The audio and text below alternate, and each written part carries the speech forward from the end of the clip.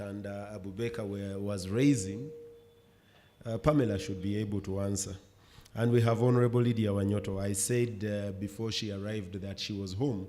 She could have gone to visit a few things at home.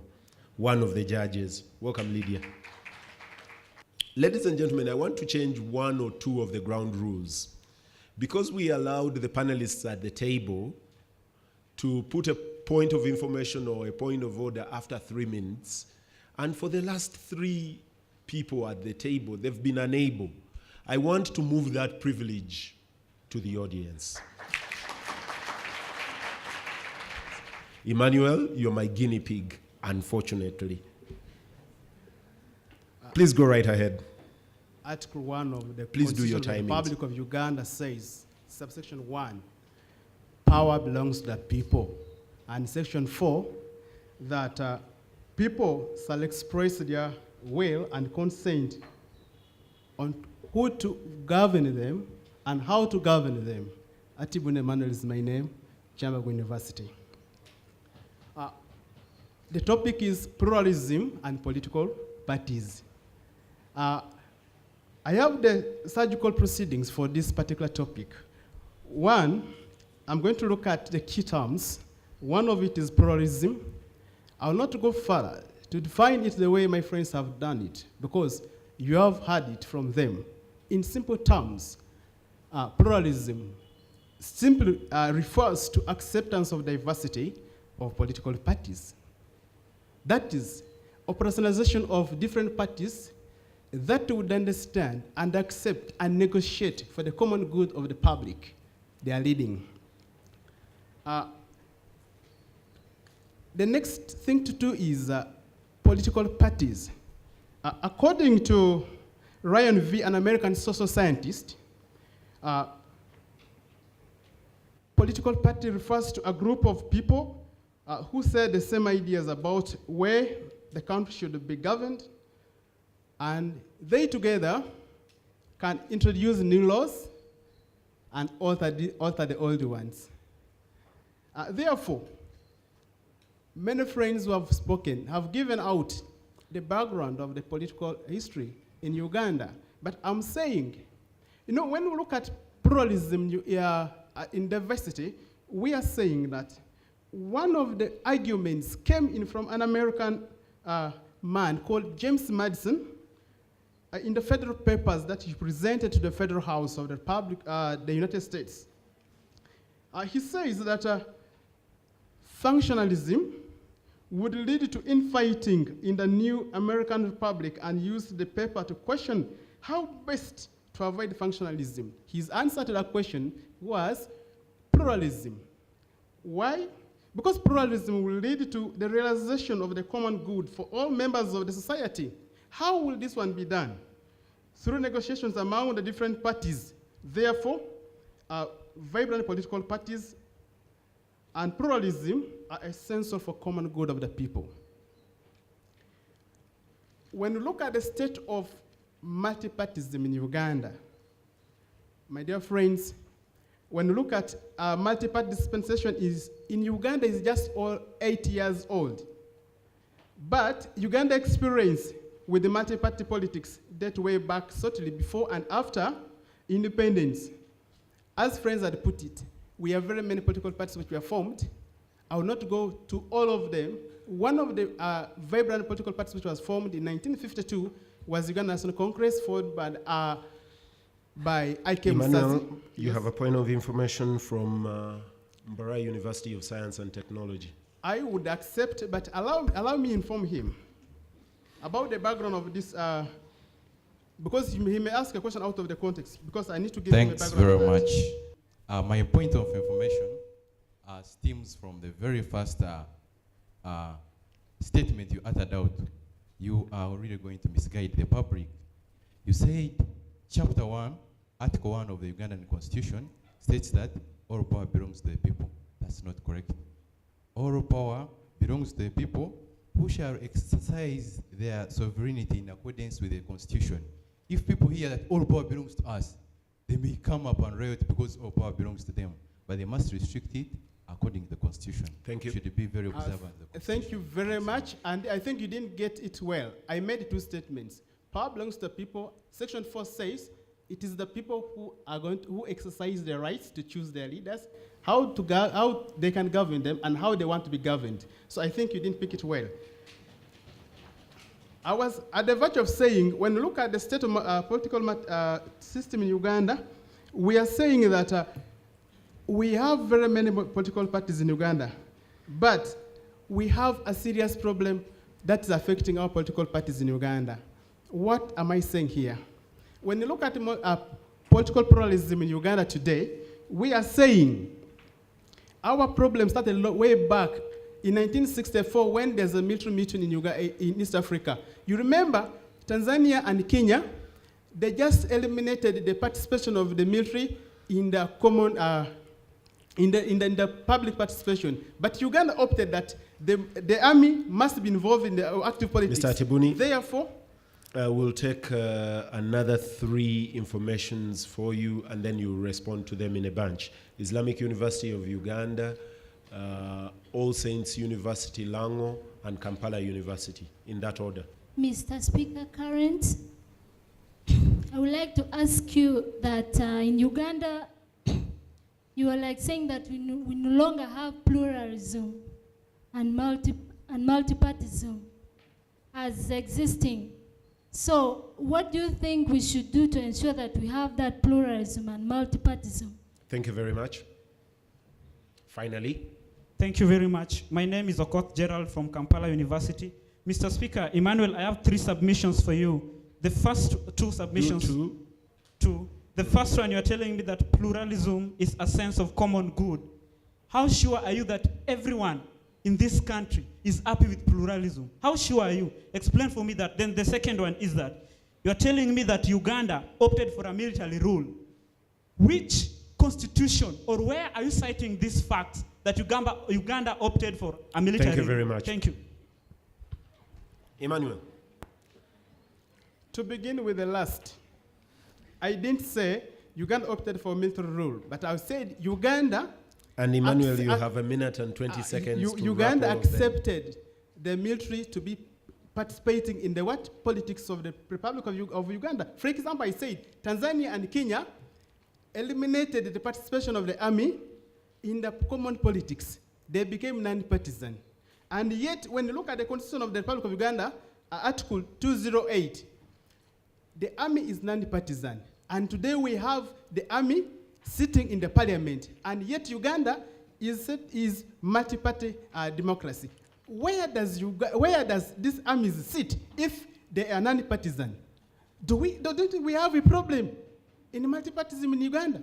Are we really having the pluralism in Uganda? I'm saying we have it, but we have absolute powers given to the president by the constitution.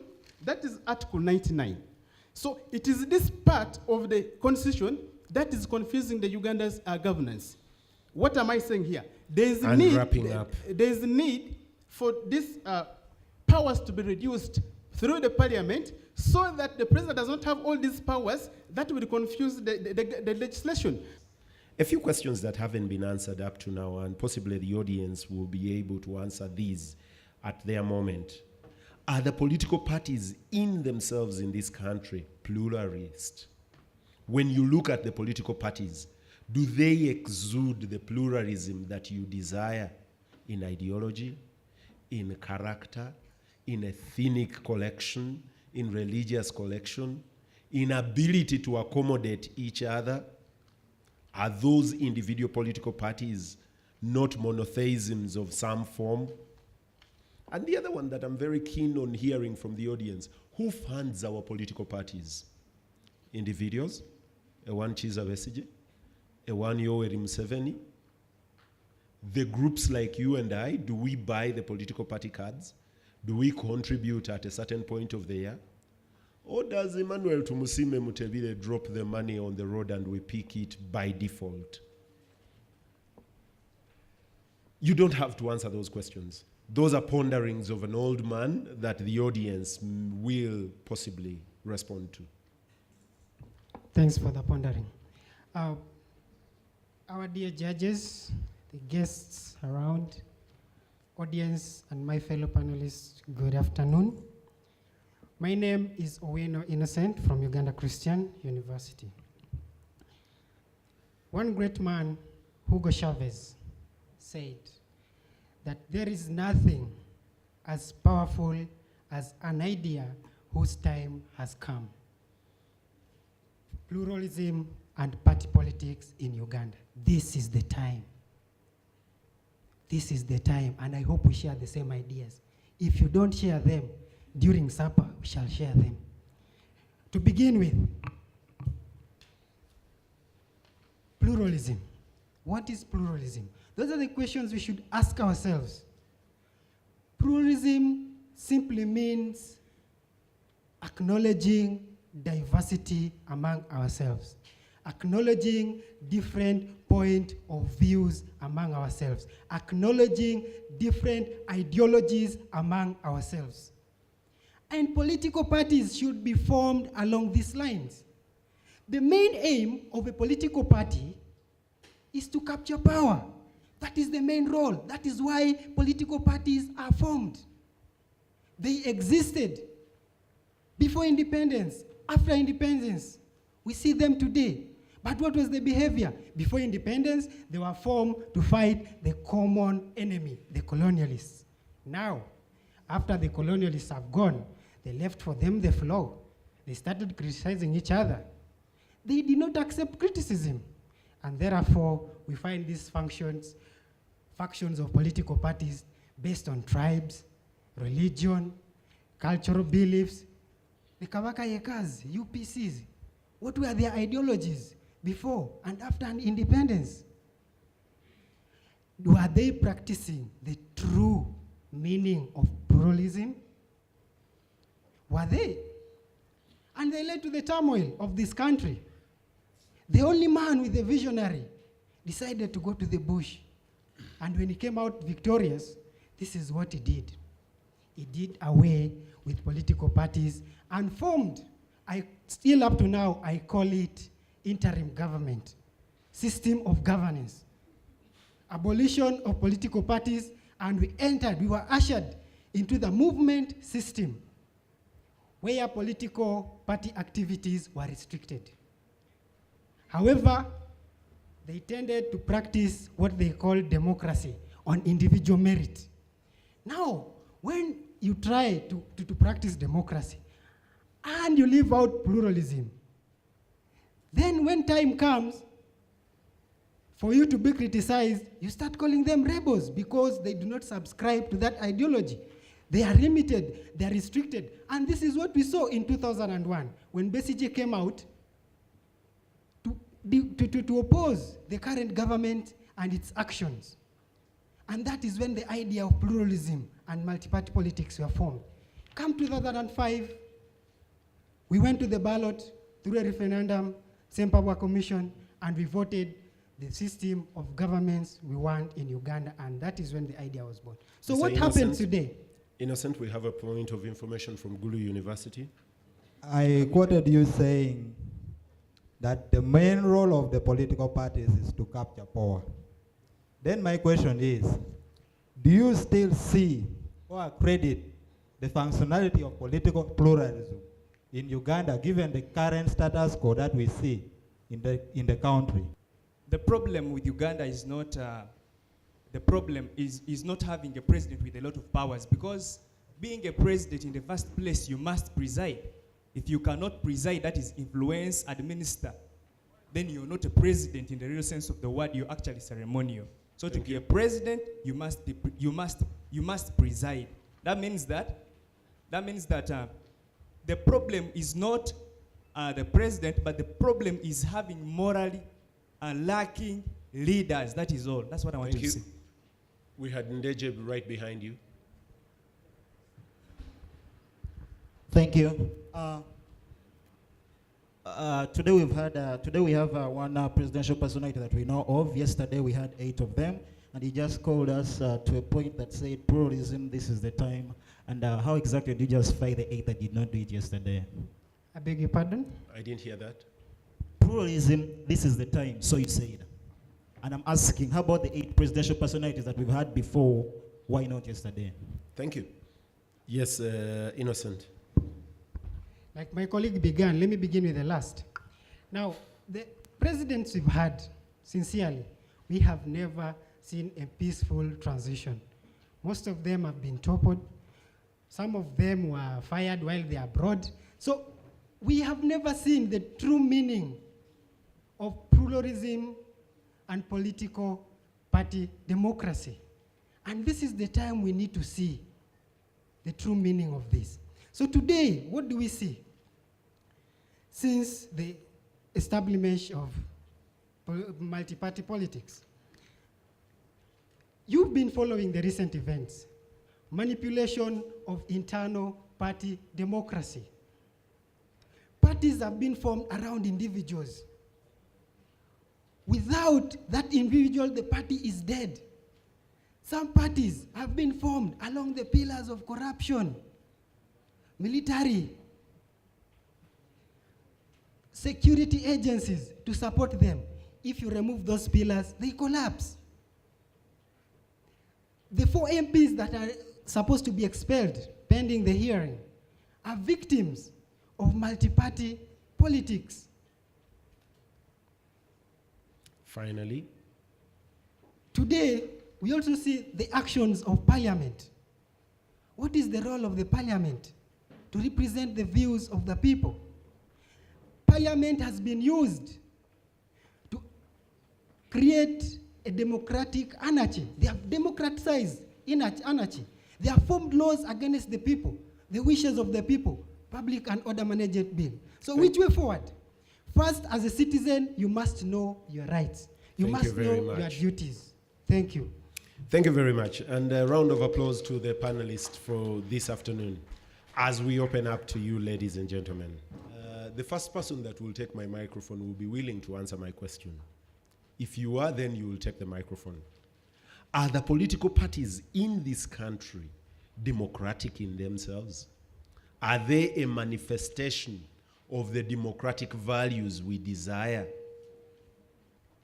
There is a very good name that political science give a type of democracy we have in Uganda called a hybrid democracy, where elections are held but on the basis of the ideology of the incumbent political parties. Dear delegates, we need to look at the expansion of these political parties in Uganda. The expansion, as why people will always say that NLM will always lead, but we should always look at how other political parties are organized. If we have people singing DP, Egumire Egumire, from the streets of Wandegea and stop in Masaka, and deep there in the village, people are not aware of that ideology of these political parties. I want also to talk about the role of gender in the political party systems. We see that gender has been affected. For instance, the participation of women in multi-party system and who funds these political parties. We see that most of these political parties share on our tax we pay. For instance, the caucuses, as they are important in political party dispensations, who funds, where do they get these funds that they use in their caucuses? Uganda Matters University. Yes, Uganda has political parties, but it lacks democracy. Uganda's political parties, if you are to experience, has very poor democratic means. Why am I saying this? Very few of them practice elections themselves. Very few of them respect the will of their people, of the people who subscribe to those parties. We are aware that in Uganda, there are some political parties where some positions are not open. They are strictly for individuals. Really? So is that democracy? Yes, it's real.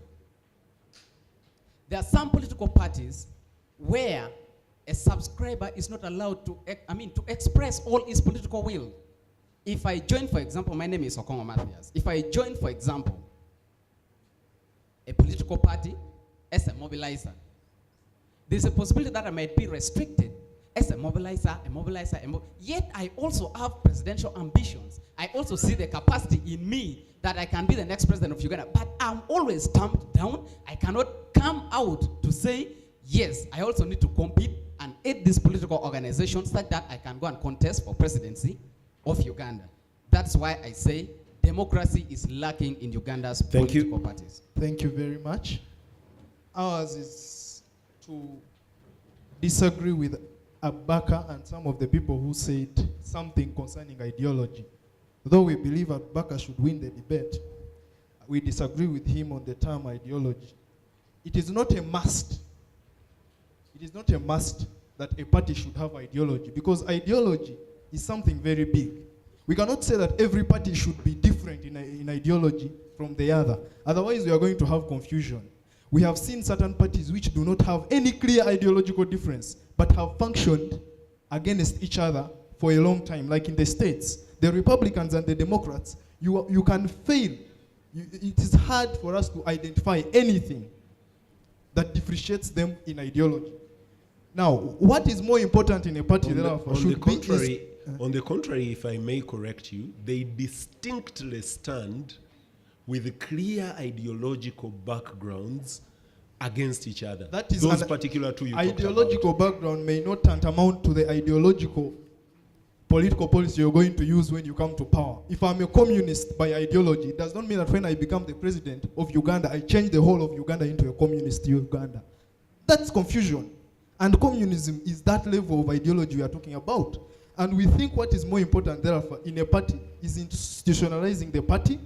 And should you actually say that every party should have distinct ideological difference from the other, you're going to have what somebody called ideological disorientation, because people are going to distort ideology and political policy. Thank you. Bishop Stewart. Thank you very much. My concern is our political parties are neither democratic nor pluralist in nature. This is because their basic characteristic, which has resolved all over them, is voting. Voting is good, yes, but people vote for representatives. They don't vote for specific ideologies or for specific alternatives to be done.